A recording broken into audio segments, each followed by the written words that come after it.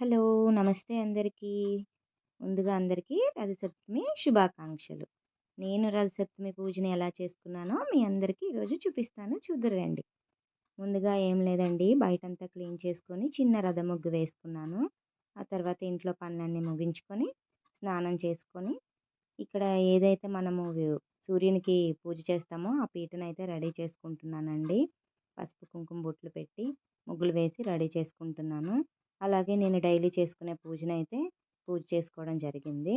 ఆ తర్వాత మనము ఈరోజు ప్రత్యేకంగా చేయవలసిందేంటి, పాలు పొంగించి పరమాన్నం వండాలి కదండీ సూర్యదేవుని కోసం.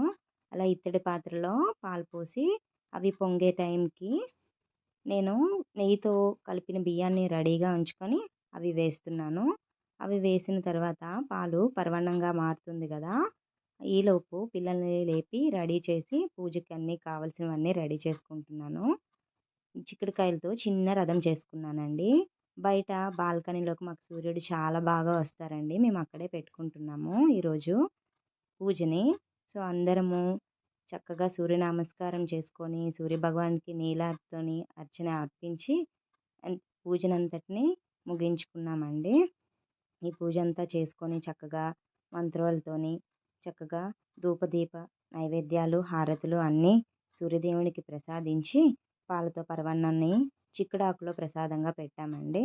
ఈరోజు మెయిన్‌గా మాలో ఏదైతే స్నానం చేస్తారో ఆ స్నానంలో రేగాకులతో స్నానం చేస్తామండి. మీరెలా చేస్తారో కామెంట్ చేయండి.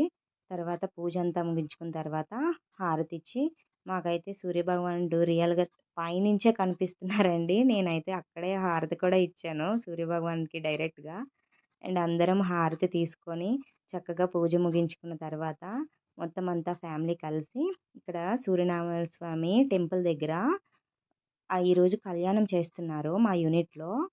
సో, అందుకోసమని అందరం అక్కడికి వెళ్దామని ఫిక్స్ అయ్యి అక్కడికి వెళ్ళాము టెంపుల్ దగ్గర. చాలా చాలా బావుంటదండి. పెద్ద టెంపులు. అన్ని దేవుళ్ళు అక్కడే ఉంటారు.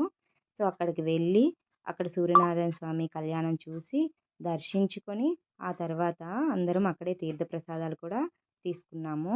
అక్కడ మంచిగా సూర్యనారాయణ స్వామిని ఊరేగను కూడా ఊరేగించారండి చుట్టూరాన. అదంతా మీకు చూపించడం కోసం వీడియోలో నేనైతే చూపించడం జరిగింది. సో, ప్రతి ఒక్కరికి మరొకసారి రథసప్తమి శుభాకాంక్షలు. ఈ వీడియో చూసిన ప్రతి ఒక్కరూ ఆయురారోగ్యాలతో ఎప్పుడూ హాయిగా, సంతోషంగా నవ్వుతూ ఉండాలని మనస్ఫూర్తిగా కోరుకుంటుంది. ఇట్లు మీ లావణ్య. ప్రతి ఒక్కరికి చాలా చాలా కృతజ్ఞతలు. Thank you. మన ఛానల్‌ని కొంచెం సపోర్ట్ చేసి సబ్స్క్రైబ్ చేయండి.